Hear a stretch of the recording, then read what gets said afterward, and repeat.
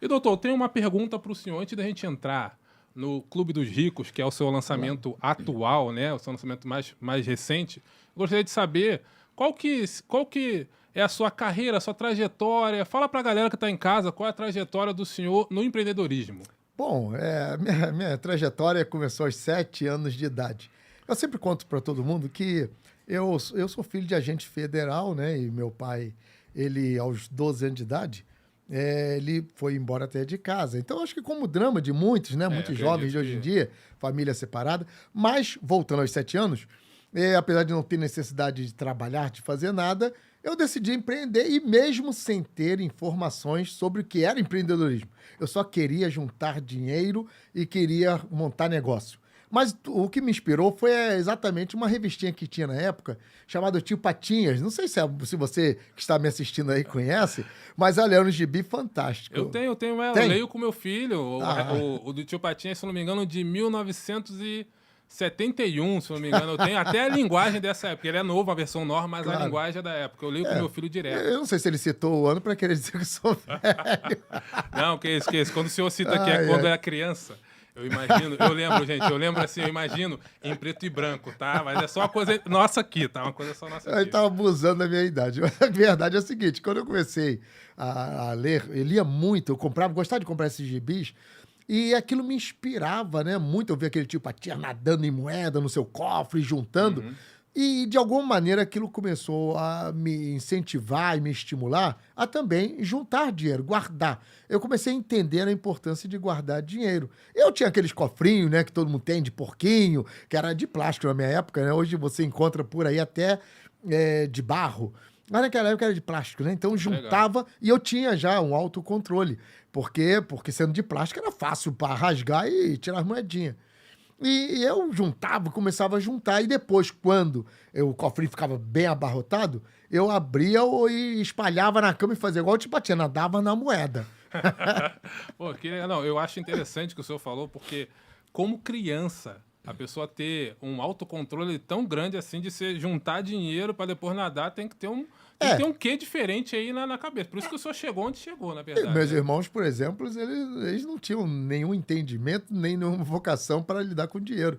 Viveram a vida inteira duros, né? Pendurados, cheios de problemas e dívidas. Mas eu logo assim, né, que eu comecei a juntar uns 2 cofrinhos desses, encher bastante, eu decidi investir o dinheiro. Eu pensei, eu preciso aumentar esse dinheiro. Investir? Quantos anos você tinha? 7 anos e já estava quase Que meio. Isso, rapaz. 7 anos e meio. E eu decidi comprar uma caixinha de isopor, né?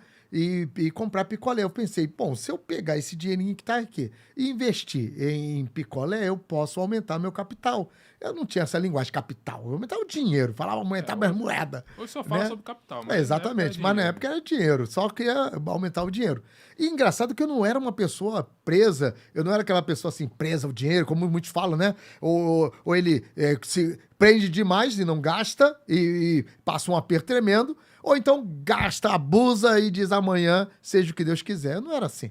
Então eu comprei a primeira caixinha e montei, né? Naquela época o picolé custava 5 centavos. Ai, eu falei assim, eu agregava valor ao meu picolé. Pera aí, deixa eu fazer uma pergunta. É 5 centavos de conto de réis? Como é que era réis? É cruzado? É o quê? Porque o real... Era cruzeiro. Real, eu tenho certeza que não era. Era cruzeiro naquela época. Não era. Era cruzeiro, 5 centavos de cruzeiro.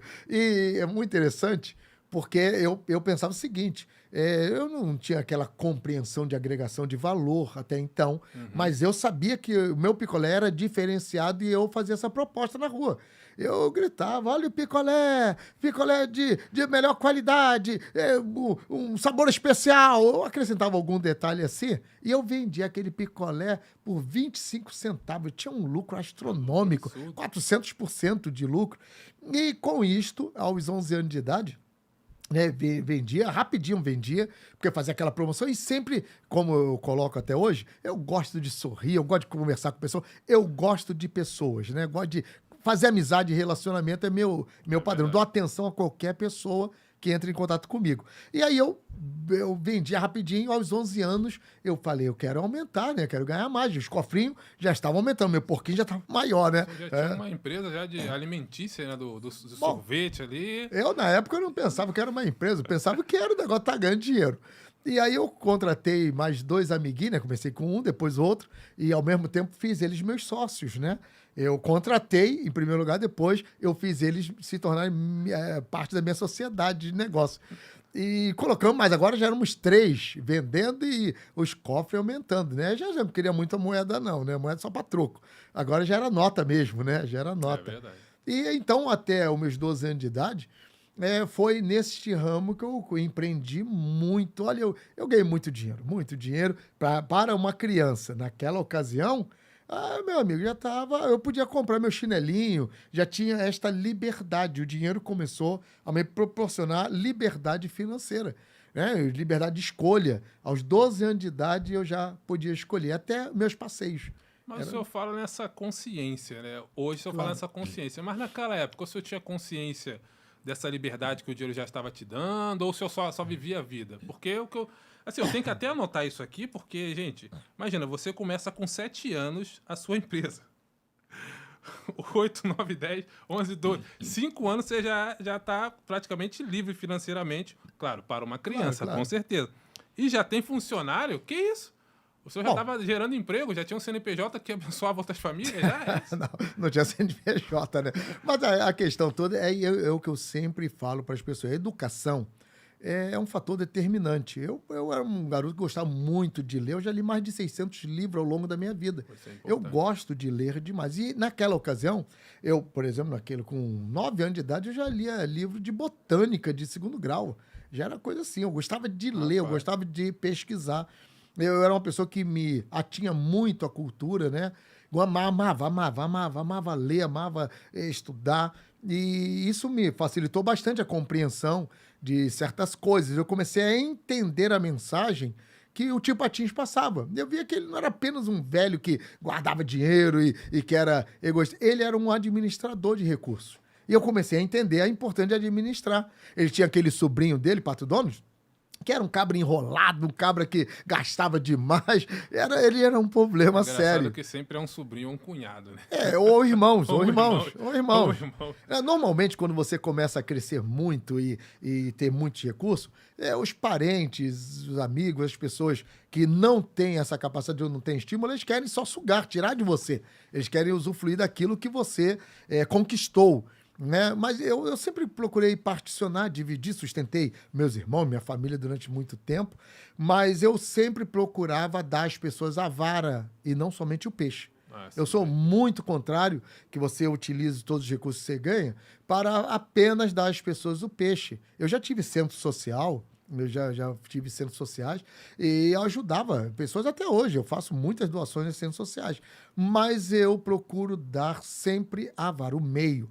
Ou seja, se não tiver um projeto claro do que você quer, aquele investimento dos meus recursos, eu não financio, não tem como. Eu já financiei pessoas porque fizeram faculdades para que eles pudessem, né, também empreender, conquistar, somar na sociedade, mas sem um objetivo claro, eu não invisto, não jogo o dinheiro fora. E eu aprendi isso com o Tipatia. O Tipatia era um camarada, meu amigo, que ele só fazia investimento que trouxesse retorno. Por quê? Porque um bom investidor é aquele que investe para ter retorno e, com o retorno, acrescentar mais valor à sociedade. Se você conquistar e você não acrescentar valor, o seu dinheiro não vale de nada.